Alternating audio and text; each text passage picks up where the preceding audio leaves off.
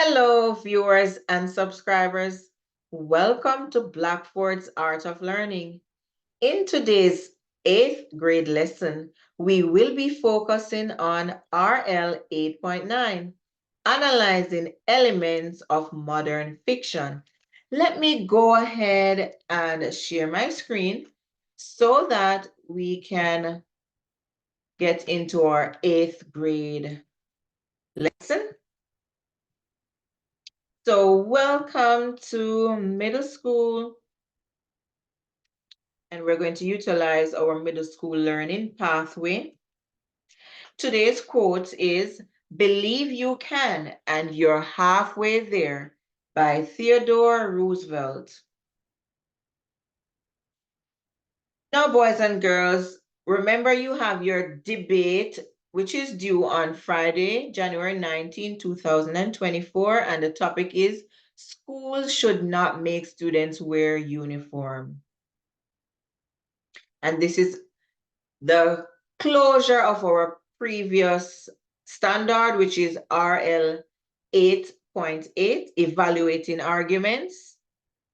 Please remember to use your debate steps as your guide and follow the templates for first speaker. So this is the template for first speaker. You simply fill in the missing information.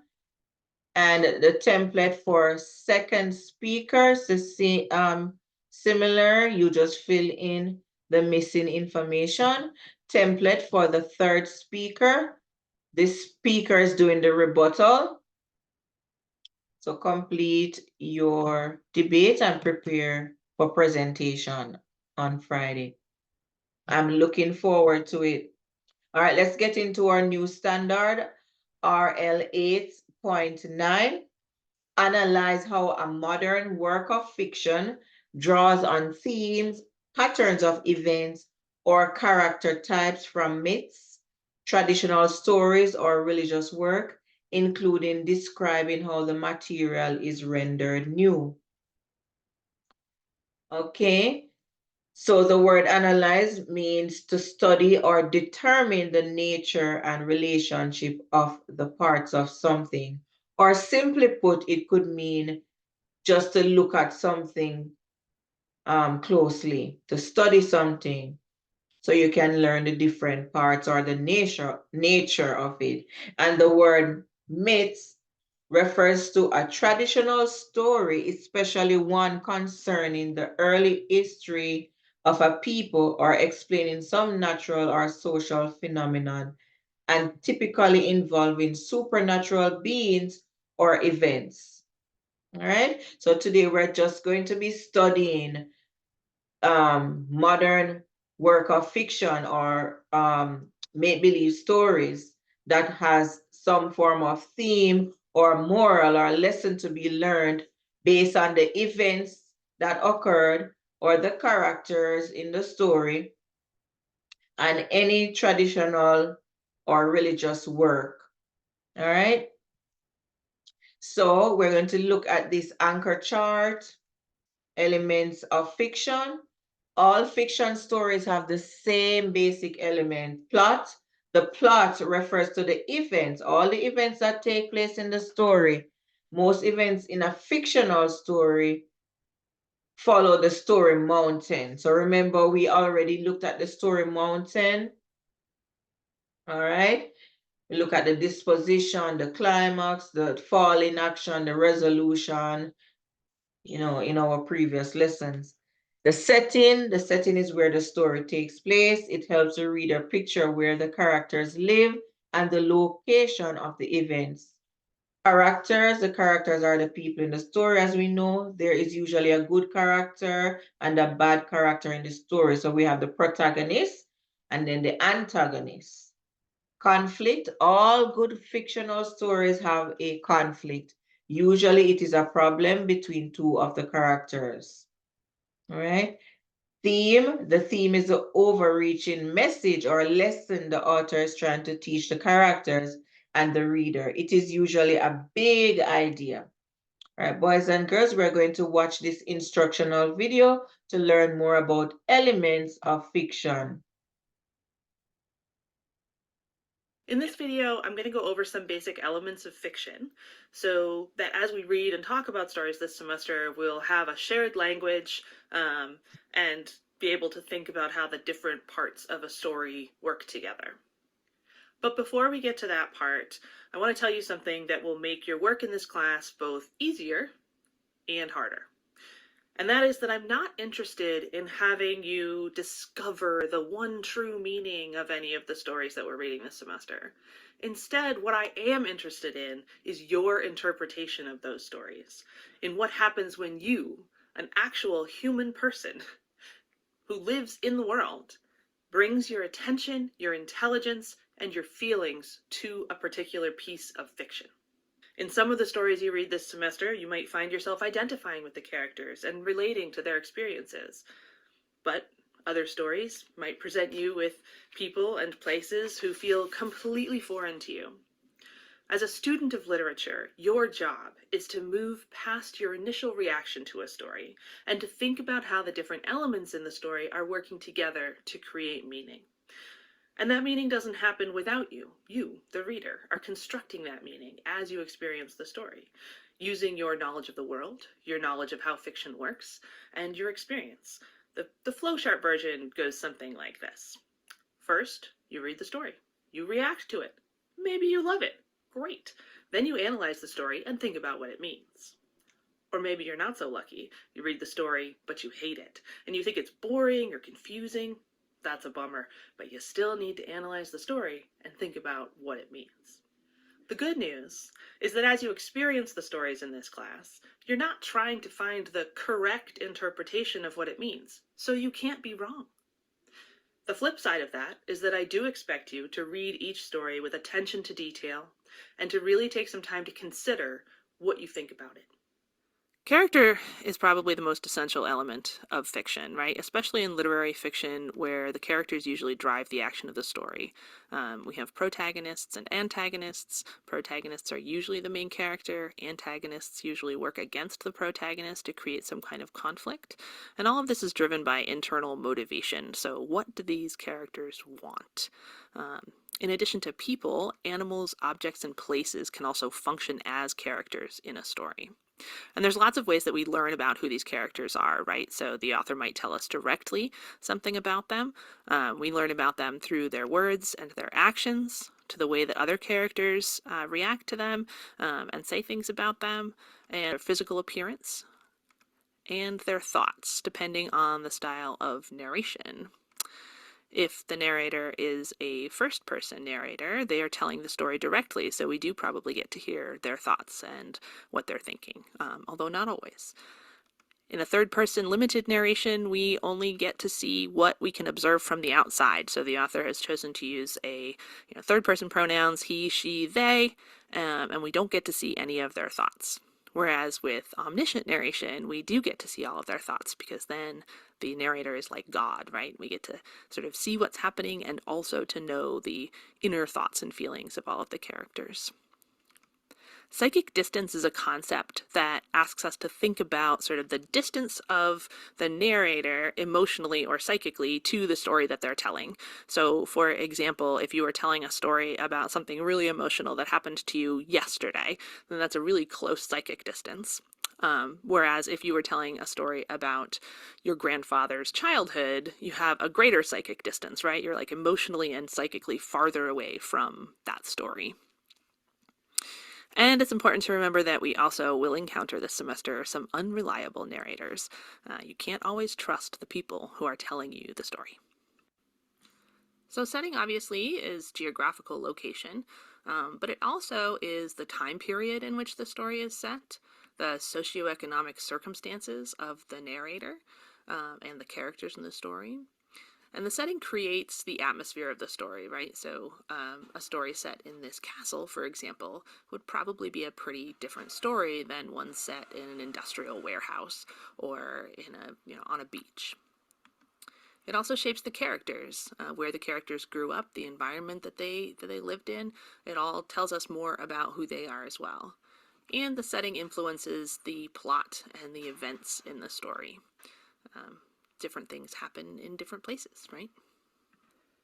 A few other things to think about are plot, or the events that take place in a story, voice, tone, or mood, the style of a particular author or narrator that shapes the way a story feels, theme, the underlying idea of what a story is about that's bigger than plot, character, or setting, dialogue, or when characters talk to one another, which is usually noted in the story with quotation marks, but not always, verisimilitude, which means a semblance of truth, or the illusion of reality. It's that feeling that makes us believe that a story could be real even when we know it's not.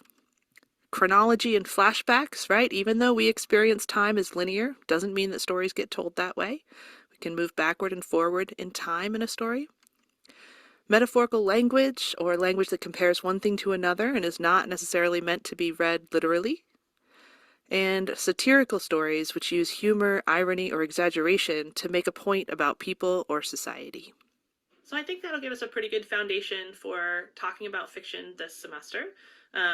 These are all things to pay attention to as you're reading, right? And as you're taking notes in the margins and asking questions about how certain things are functioning within a story. One thing to try if you get stuck is to think about how the story would be different if any of these elements were different. How would the story be different if it was set in Spain instead of Massachusetts? How would the story be different if the main character's brother was telling the story? How would the story be different if it was a first-person narrator instead of third? So experiment with some of these things, think about them, see what kind. Okay, boys and girls, I hope you have listened to the video, and now it's time for you to share what you have learned from the video. You can go ahead and pause the video and share out your responses. So I've learned that the elements in a story work together to support the story's meaning. In fiction text, we often have the protagonist and antagonist. The protagonist is usually the person, the most important character or the main character in the story, while the antagonist is the person who goes against this character. I've also relearned that the setting is not only the geographic location, but it speaks of the time period, the socioeconomic circumstances. It also creates atmosphere and influences events or plots. Okay. All right. So thank you guys for sharing what you learned. Let us go back to our lesson. Kind of. So we are going to record what we know about comparing. We're going to record what we know, guys, about analyzing modern fiction.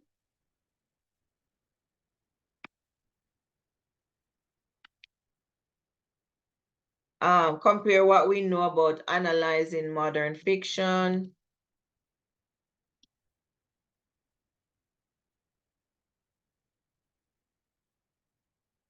Okay, so once we click on the Padlet, you're going to type what you know about analyzing modern fiction.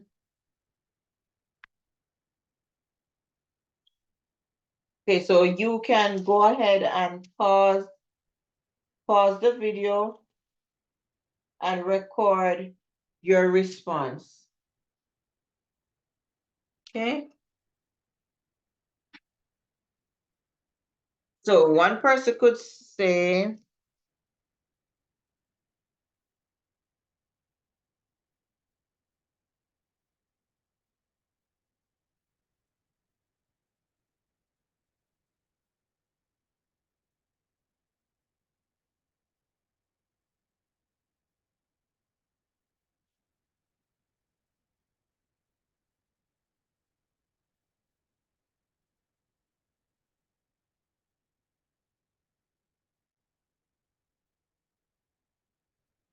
when you analyze elements of modern fiction, you look closely at patterns of events, plot, and characters.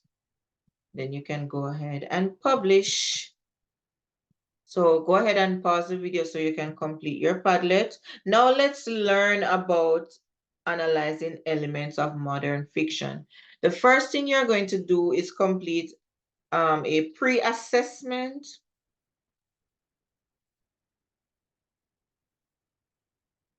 So you can use the handout that I give you, or you can complete your pre-assessment on Classkick. So since it's a pre-assessment, we won't discuss it. You'll read the story twice and answer the questions that follow. So let's pretend that that's what we're working on. Unit 19, pre-assessment. It says read the story, then answer the questions.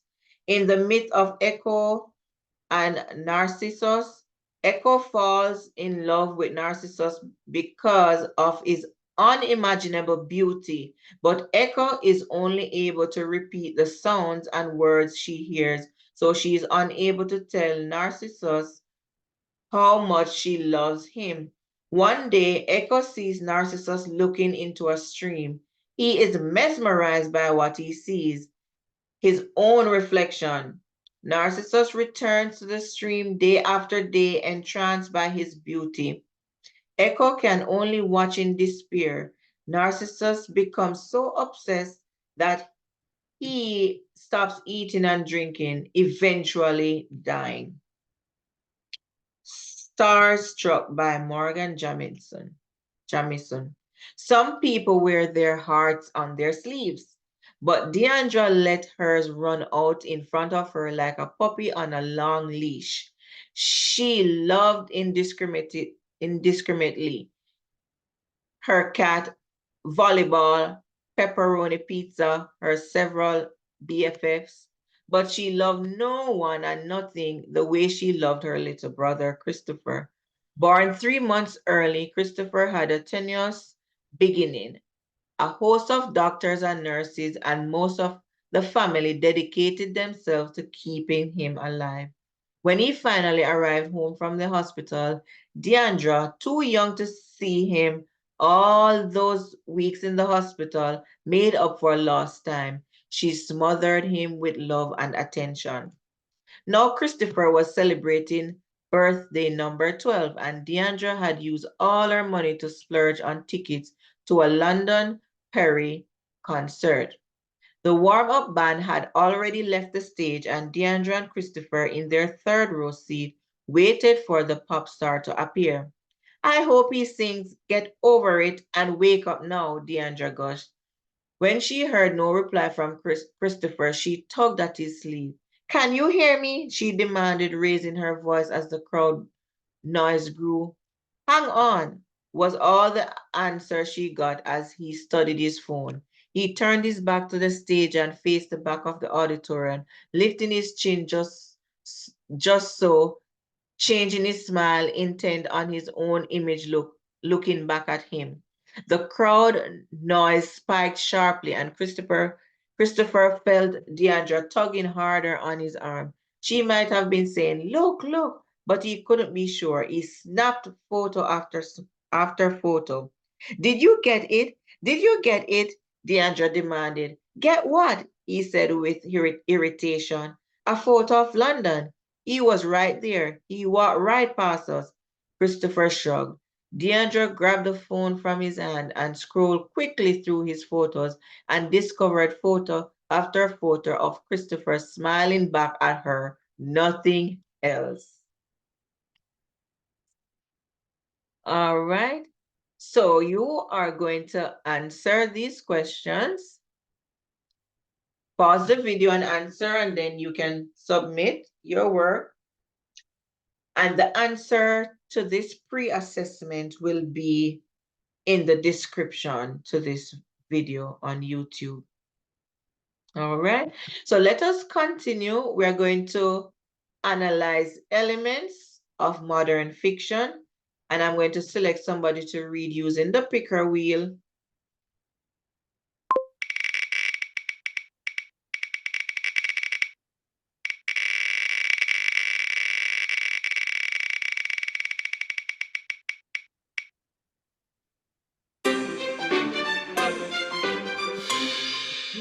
will read? Okay. So let's go back. You can use your iReady textbook or you can complete the task on Classgeek. So lesson 21, analyzing elements of modern fiction. Have you ever read a story and felt that you have heard it before? This might be because authors of fiction often draw on other works for inspiration, including old myths and tales. As a result, modern stories might feature a familiar pattern of events or plot and character types such as hero or villain. They might also have a familiar theme or main message. Some themes, such as true love conquers all, appear in everything from Shakespeare romances to the movies we watch today. By reinventing classic storylines, authors rework beloved tales in ways modern readers can relate to. Look at the cartoon below. The left image shows the ancient Greek story of King Midas, who wished that everything he touched turned to gold. The right image shows a modern retelling of this tale. Make notes in the margin about what is similar in both versions. So, if we notice in the speech bubble, it says, "My daughter, what have I done?" So he was after turning his daughter into gold, he said, "My daughter, what have I done?" So he became frustrated. And the next picture says, "I know I wanted to be rich and famous, but what was I thinking?" Okay. So this is a redo of the story King Midas, where she became famous and you had people from the news media as usual, trying to interview her. So you can reread this section again. All right. Read the chart below. Notice the elements that are the same and different in each version. So let's look at the elements, the theme. So for the traditional King Midas on the left side, be careful of what you wish for. King Midas wished to turn everything to gold, but he didn't like it in the end. And it also says in the modern tale, be careful what you wish for. She wanted to be famous and it happened, and now she's becoming frustrating because of all the publicity. Patterns of events. So King Midas granted wish, turns daughter to gold, and regrets the wish. In modern tale, the girl was granted a wish to be famous, had no privacy, and regrets the wish. Character types, regretful hero, whose greed causes him to lose what he loves most, and regretful heroine, whose greed ends up making her life worse. By comparing a modern story to an earlier traditional version, readers can recognize how certain themes, character types, and events have withstood the test of time. Analyze the ways in which a modern story updates a legendary one will let you uncover additional layers of meaning and appreciate the new spin authors put on well-known tales. All right, so now you just compared two versions of the same story. So now we're going to compare two stories now. Mulan's Ballad and the other one is Helmeted Hero. So read the following legend about the Chinese heroine Hua Mulan. Mulan's Ballad, retold by Josephine Godfrey. Long ago in ancient China, vicious barbarians invaded the land, causing the emperor to demand that every family provide a soldier to protect the country's borders. Though the emperor was old and frail, he put on his own armor and prepared for battle himself, for he had no son to offer, only a daughter. Just as the emperor picked up his sword, However, a masked warrior challenged him. If I defeat you, you must allow me to fight in your place. The challenger swiftly won, and when he removed his mask, the emperor learned that his opponent was actually a she, his own daughter, Hua Mulan. Because women were not allowed in the army, Mulan cut off all her hair and dressed in men's clothing to disguise herself. The war with the barbarians lasted for 12 years. During this time, Mulan rose to the rank of general. Only after the fighting was over did she reveal herself to the emperor to be the emperor's daughter. Mulan's boldness made her one of China's greatest warrior. So you can go ahead and read this again one more time. So let's go ahead and highlight some important points. So,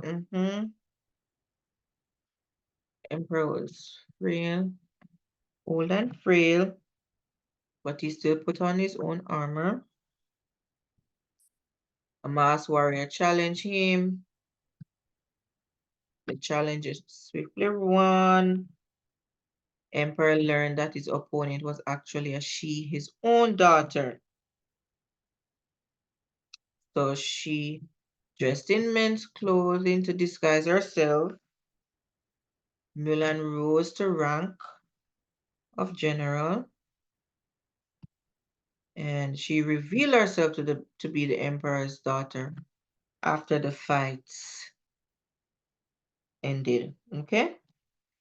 All right. So let's continue. Explore how to answer these questions based on text evidence. What kind of character is Mulan? What theme is suggested by her actions? Okay, so because the main message is not directly stated, you need to figure out the message of the story.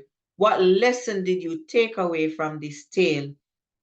Key details that describe important events and character traits will help you identify the theme as well as what type of character Mulan is. So what theme do you gather from the story Mulan's Ballad? You can pause the video and record your response. All right, so women can succeed in traditional male roles, and or another theme could be putting oneself in danger to help family. So we have two themes coming out there.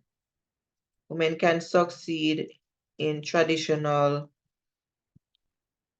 male roles because we see her participating in the fight. Or another one could be putting oneself in danger to help family. Okay.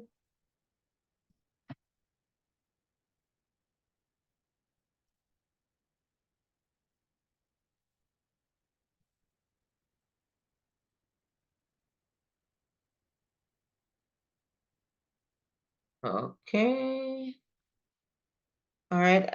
And then we will read the next story and complete that section. What pattern of events can we utilize for this section? So we could probably select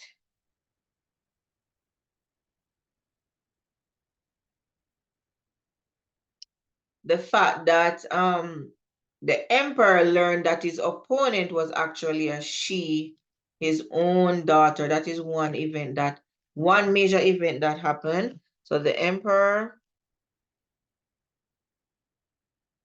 learned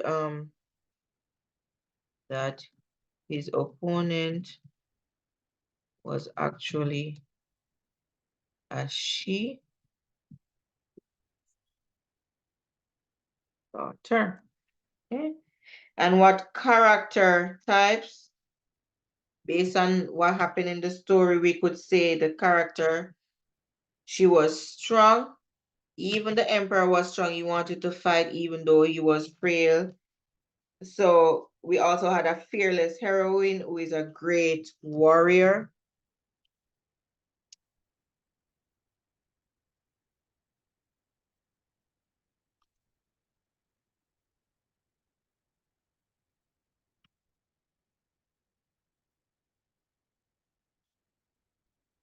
Okay. All right, let us go ahead and read the helmeted hero so we can complete that section. Read the following story, which is set in modern times. Use the close reading and the hint to help you answer the question. Helmeted Hero by Travis Spencer. This is a realistic fiction. Eric sighed as Tony Rogers limped off the field. The Badgers were down by 3 points with seconds left, and now they were down a man as well. Despite losing his best player, Eric refused to admit defeat to the Barbarians, so he called the last play. The center snapped the ball, and as Eric fell back to pass, he saw an open receiver on the field wearing Tony's uniform, complete with Rogers and 38 on the back. With no time to think, Eric threw the ball and watched the guy take off to the 30-yard line, the 20, the 10, touchdown. Hollering with joy, Eric rushed towards his team's newest hero, but as he grew closer, Eric gasped. The player confirmed his suspicions by removing his helmet to reveal the grinning face of Tony's sister, Julia. All right, so you can read that selection one more time, and let's go ahead and highlight some important points. So we know that the Badgers, they were down by 3 points. And they were also down a man as well. So Eric refused to admit defeat to the Barbarians. And he saw an open receiver on the field wearing Tony's uniform. So Eric threw the ball and watched the guy take off. Eric rushed to the newest team hero, removing his helmet to reveal the grinning face of Tony's sister, Julia. Okay, so let's go back to finish the comparison on the previous slide. So what theme can we utilize from this selection? So it's similar to the one we read about Mulan's Ballad, where women can also succeed in traditional male roles. Or we can say that women can do anything that men can do.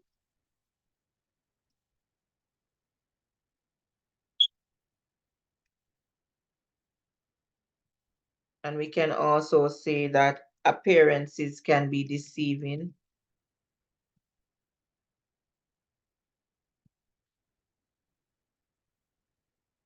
Okay. And what pattern of events? So one major thing that happened, which was similar in the first story we read, was that we could say that removing his helmet to reveal the grinning face of Tony's sister, Julia. So in the two texts, they had to remove their covering, face covering or their mask to reveal that it was actually a female. So let's start that part. Removing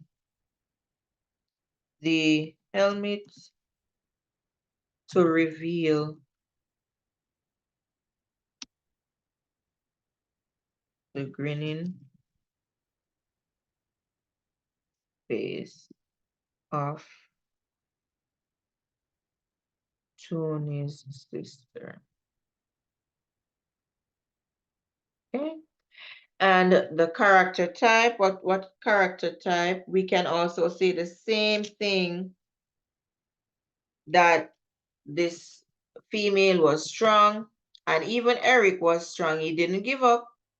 He didn't want to give in to the barbarian. So the same thing, we could say strong, fearless,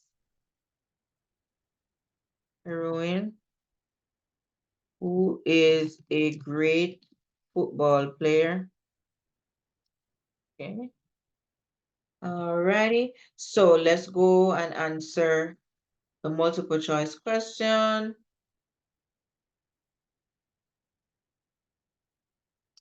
All right. How does the author convey the same theme found in the Mulan story? So remember, we looked at the theme that women can do anything that men can do, or women can succeed in traditional male roles, or putting oneself in danger to help. In the Mulan, they were helping the family, and in Helmeted Hero, they were helping the team. So, choice A, the author creates a parallel between Eric's football team and the barbarians that invaded China to illustrate the dangers of the battle.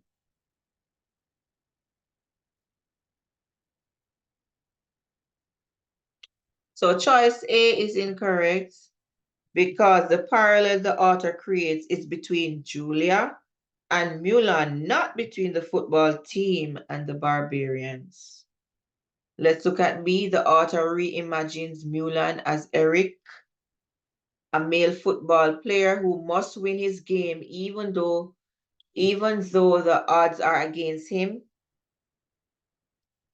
Do you think that one is correct? So B is incorrect because the author reimagines Mulan as Julia, not as Eric. Let's look at C. The author makes Julia into the Mulan character to show that pretending to be someone else can have terrible consequences. So remember, in this story, it was Julia, and in the other story, it was the emperor's daughter, and her name was Mulan. Yep, her name was Mulan. So C is incorrect because the author does make Eula into the Mulan character, but the theme is not that pretending to be someone else can have a terrible consequence. That's not it. Pretending to be someone, that's not the theme. So our most suitable answer is D. The author features a female character who, like Mulan, overturns expectations about girls by proving her abilities. So that is our answer. Thank you, boys and girls, for your hard work. And now you're going to work on your news ELA, ReadWorks, and Nearpod during small group instruction. And during small group time, I'll be working with a group at my table. And please remember the rules of small group. You're not supposed to interrupt the teacher while she's addressing the small group. You work quietly with your table group and indicate by raising your hand if you need assistance. So for news ELA, you're going to look at less time using screens might help teens be happier, studies say, and this is a part of our social studies activity. And you'll be provided with the handout with the news ELA.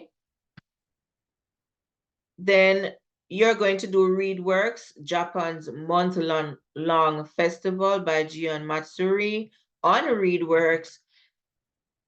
And you can listen to the audio recording or you can read it yourself and answer the questions. Then you're going to do the Nearpod activity, looking more at fiction, in stories. You type your name and then you can go ahead and follow the guidelines and answer the questions. Okay. So thank you everyone for joining today.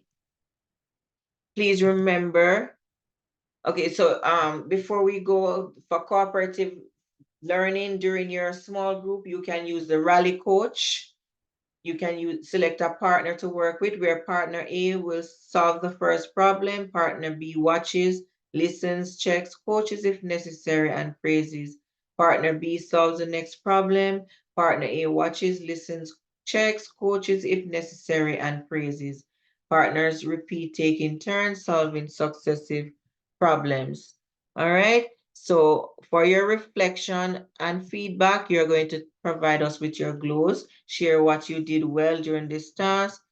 Grow, tell about what you will work on to grow with this standard or task, and ask a question about this task or standard. Please remember to share, like, comment, subscribe, and turn on the post notification bell. Once again, everyone, please remember to like, share, comment, and subscribe. Also, turn on the post notification bell. Okay, boys and girls, and everyone, please look out for other upcoming videos.